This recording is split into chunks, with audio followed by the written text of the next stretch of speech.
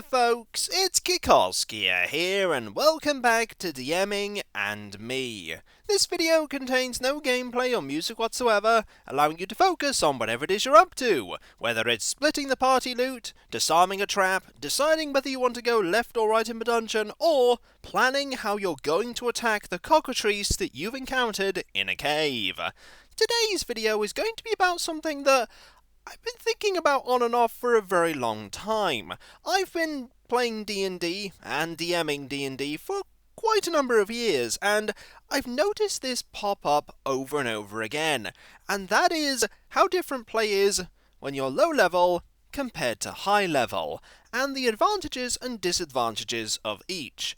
This came to my mind most recently because thoughts have been turning in the campaign I'm playing in to what's going to happen in the next campaign, and our DM suggested that we may stat up characters who are first level, and one of the players was not keen on that idea because he doesn't like first level character play. That got me to thinking about how play is currently going in our campaign. We are level 20 right now, and we're very close to getting to epic levels. And the pace of how combat goes and how complicated combat is, which prompted me to think about the differences. And where better to begin with this topic than to talk about how first level play goes. Note, by the way, that I'm only talking about 3.5 D&D. I have some experience with 2nd edition via Baldur's Gate, but I haven't played any of the other editions of D&D in tabletop form, except 3.5. So all of my anecdotes are referring to that. Your mileage may vary depending upon which version of D&D you play, and also with different role-playing systems. When you generate a first level character in D&D, you don't have that many options available to you when you actually have the character created. They're first level, they only have a small amount of hit points, they have very basic equipment, they have very basic abilities. A wizard will have only a few spells, a fighter will have only a couple of martial-based feats that they can utilize, a cleric has a small amount of magic and a very basic ability to turn undead. Rogues have the ability to trap find, bards have the ability to use bardic music, but they only have one use of it. Everything is very limited, and everything is also very dangerous because you don't have much health, as I said. It only takes one decent hit from a kobold to down the wizard, because the wizard's probably only going to have 4 or 5 hit points, and that spear, even though it's small, can deal enough damage to take them out, provided they hit. The caveat there is provided they hit. There's a good chance the wizard is not going to let the kobold hit, and even if the kobold tries, there'll be a mage armor active, but that is one of the few spells that the wizard has access to. There aren't many options for the wizard. There also aren't many options for the enemies either. Very low level enemies tend not to have many extraordinary abilities, or health, or equipment. They either will have one thing that they do decently, or there'll be a sort of swarm enemy whose basic objective is to overwhelm you with numbers, like kobolds or goblins. Kobolds will flee once they realise that they're going to be beat, and that's how you defeat them. Things like a cockatrice, those are very, very dangerous enemies for early level play. I think a cockatrice is challenge rating 3? And its ability to turn you to stone via looking at you is something that you don't see very often at such low challenge ratings. That's something more for mid-level and high-level. But it's there, and when a player first encounters a cockatrice, they will be quite surprised when they discover what its power is. Hopefully not by being affected by it, because at low level, death is also a lot more permanent. You're not going to be able to afford to bring someone back from the dead when you're level 2. You also won't have a Stone to Flesh scroll on hand, unless the person that gave you the quest knew you'd be going against a cockatrice or two and decided to give you a scroll of Stone to Flesh. But if they did, that is quite a reward to be given up front, because those are pretty expensive scrolls. But I digress. Combat is a lot more basic because you have less options. It's also a lot more deadly. It's also a lot faster because of the fact that you have less options. The initiative order goes through far quicker because you don't have that many things available to you. If you're the fighter, it's like, it's your turn, what are you going to do? Your options are probably limited to, I move into melee and attack, or I draw my ranged weapon and attack. Sometimes you'll have combat ability that you can do via your feats, but that will just be a different variation on attacking. If you're a wizard, your option will be, do I want to use one of my few spells? If you're a cleric, you'll have the option to wade into combat, and again, you'll have a few spells that you can use. Even your Turn Undead has a limited number of uses, though you do get quite a lot of them. It is, of course, a very niche thing. If you're not facing undead, Turn Undead not going to be very useful unless you have one of the feats that allows you to utilize it for a different purpose, but again, I digress. What I'm trying to get across is that you don't have many things to deliberate against. You're not going to sit there and ah with the players as to what your strategy is. Your strategy is dictated by what choices you have available, which are slim. The same applies for the enemies. Their strategies will also probably be pretty basic because they won't have many abilities either. This changes the higher level you go. That's one of the things that people really enjoy about leveling. Leveling not only makes your characters more powerful, it also gives them more abilities. It allows the players to get closer to what they want their character to be. A great moment for a player is for their character to reach the image that they had for them. Every level gets the player closer to that image that they had when they generated the character to begin with. What they want their character to be. Kiran started off as a two-weapon fighting, street brawling kind of character, rough and tumble, lots of acrobatics, and I was aiming for Street Fighter, which fortunately, considering what level I put the character in the campaign at, it didn't take very long. A great moment for Kiran was when he finished the Street Fighter Prestige class, because he had reached the goal that I wanted to get him to. It also led me to wonder just what I was going to do with him next. And thus, when I went to Holy Liberator, his ability to do other things grew exponentially because he gained spellcasting, he gained the ability to detect evil, smite evil, he gained a divine spellcasting angle to his options that made him more versatile and powerful. But it also gave me more options, and the more levels that the party gained, the longer combat took, because not only did our party gain more options, the enemies also gained more of those options. I keep going to the fact that the amount of options is what makes the combats longer, and I've found that over the many years to be the main factor. When you're level 1, not many, but when you're level 10, and you have all kinds of other powers available to you, there's so many more ways you can deal with things, and so many more resources that you have to manage. A lot of D&D is managing your resources so that they last for the longest time, and when you only have a small amount of them, you really got to be careful with them and make sure you only use them when you need to. If you're level 12 and you're fighting, say, a massive dinosaur, you have a lot more options available to you as a wizard. You could just fire off an offensive spell immediately, or you could cast Mirror Image, or you could fly, or you could turn yourself invisible, or you could cast Haste on the party, or you could fire a different offensive spell, or that offensive spell, or you could do this. You see already that there are so many little things that you could do, and then you think about those things and go through the progression of, well, what's going to happen if I do this, and what are the other players going to do if I do that, and combat slows down. The same will apply for a rogue, who will likely have loads of different magical gubbins that they've accumulated that they can use using UMD. Fighters will have loads of combat techniques and different weapons and strategies for different enemy types that they'll be utilizing. Clerics will have the same problem that fighters do concerning getting into combat, but also the same problem that wizards have with all of their spells. Do I cast a buff spell first, or an offensive spell? Do I cast the offensive spell at the T-Rex that we can see, or the Velociraptors that are waiting in the bushes? All of these questions make it go so much slower, and the enemies are much the same. They will have a strategy laid out for them if it's a pre-written campaign, but that strategy isn't going to hold for more than one round of combat because the people writing that pre-written campaign cannot anticipate everything that a party will do. They can anticipate general things and go, well, this is what the villain is aiming for, and this is how they'll try and do it, and if this happens, they'll do this.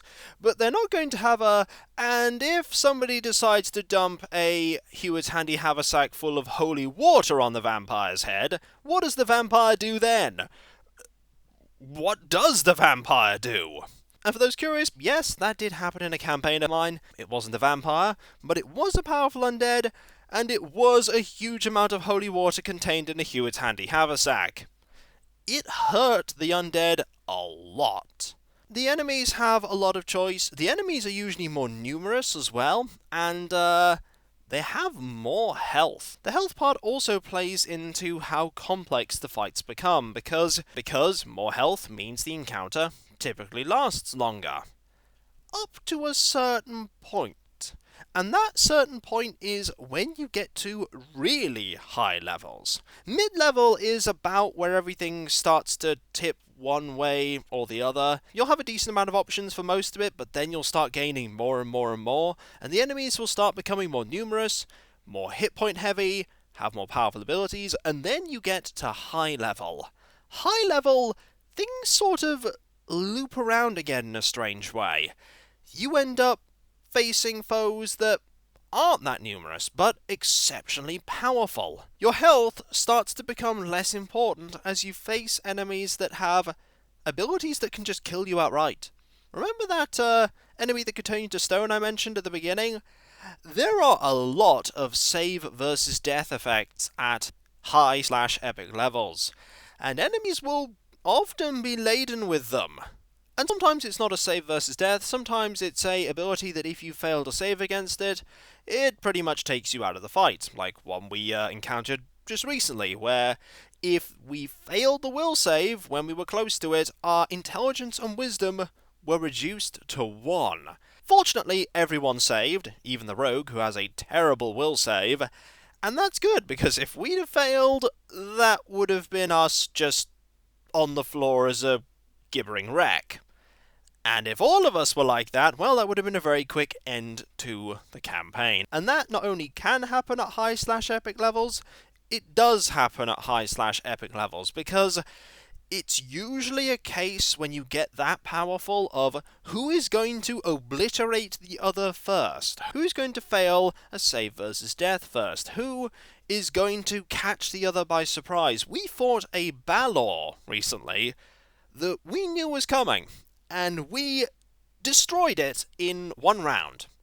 We were able to flank, we were able to unleash all of our attacks upon it, and it was not expecting a fight, and I, as a fighter, was able to deal colossal amounts of damage with all of my 2-weapon fighting attacks, and that was purely because I was ready for that. I think I hit with pretty much every attack except one, and one of those attacks was a critical hit, and the health bar just plummeted. But if the Balor had been able to attack us first, that's what probably would have happened with me. The Balor would have focused me, and I'd have taken a lot of damage, because at very high levels, the enemies also tend to have ridiculous attack modifiers. My character has an armor class of 38. That was not going to do very much against a Balor, because Balors hit super hard, and if a Balor grapples you, there's not much chance you're going to be winning outside of a freedom of movement or an absurd escape artist roll. That's something I've also found that tends to happen at very high levels. Lots of things are good at grappling you. They're like, I hit you, also I have improved grab, also I'm the size of a house, so I almost always win, because size gives a ridiculous modifier to 2 grapple checks. And I'm looking at my character, who's pretty strong, and is only missing 2 points of BAB from 20 levels of progression, and realizing that I'm not going to be winning this grapple check unless I roll a 20. I'm very happy that 20 automatically succeeds, but that's besides the point. All of this about grappling is besides the point. Combat at very high levels can both be very quick and very slow. More often than not, though, it's very slow, because while not much in-game time takes place, there is a lot of deliberation time. People will have a plethora of skills and items and abilities they can activate, and they will not know what to use first. And this is where you can step in as a DM and try and speed combat up. One of them is imposing a time limit on moves. You give a player only so long to come up with what they're going to do on their turn. The caveat is on their turn. So they have time while other people are making their moves to deliberate. You'll want to make sure that the person who's going first, if they are at the very top of the initiative, has a little bit longer, only so that it's a little more fair. But restricting the amount of time that they have to decide not only makes combat move quicker, but it also adds a sense of danger and threat that you may not get if you're spending half an hour going through one random initiative. Another way to do it is to have the players decide what they're going to do at the same time. Because realistically, unless the players have a way to communicate with one another via telepathy or message or some sort of complicated blinking, they're not going to be able to convey to each other complicated battle strategies in the midst of combat with an army of beholden ninjas. They're going to have to trust that their allies can come up with a strategy, synchronizes with their plan, and just go with what they think will work best. So you have everybody decide what they're going to do, they all declare what they're going to do, and then the round happens in initiative order. It has the advantage that it feels more realistic, but it has the disadvantage that it can absolutely mess up a round if someone decides to do something that spoils another person's actions. And at very high levels, that can literally mean the difference between life and death, between the party winning and the party wiping. And that's kind of the thing that puts me on the fence as to if I want to impose those limits on my party when I'm playing at such high levels, because it really is all or nothing sometimes. When you are up against a Draco Lich, you need to make sure that you do everything as best you can, because it can just take one slip up. One slip up for the party to die and the campaign to be completely derailed. At high level, combat is powerful, explosive, dramatic, perilous, and full of fear and danger. At low level, combat is very quick, very simple, and also full of danger. Two different extremes that I and my players have dealt with many a time. They both have their advantages, they both have their disadvantages. That middle part, that sweet spot, I'd say it's between level 6 and level 12, 13, when players are just starting to get into prestige classes, just starting to get the feats that they want, the spells that they're going to be relying on through mid-level up to high level. That sweet spot, that point is where they and the enemies have options, but not too many, and characters are starting to come into their own. It's once you get past that point to the high level that things really start to slow down, provided you don't do something to step in. You don't need to speed up combat at low levels. There are ways to speed up combat at high levels, but each way to speed it up at high levels has its disadvantages that you're going to have to juggle, keeping in mind that the enemies could just blink at your party and turn two of them to stone, disintegrate the third, and the fourth one could then be sent to Mechanicus. You don't want to be stuck in Mechanicus. Mechanicus is a tricky place to get out of. You wouldn't think it is, but it is. One way you can deal with combat slowing down, by the way, is to talk to your players about it, or talk to your DM about it.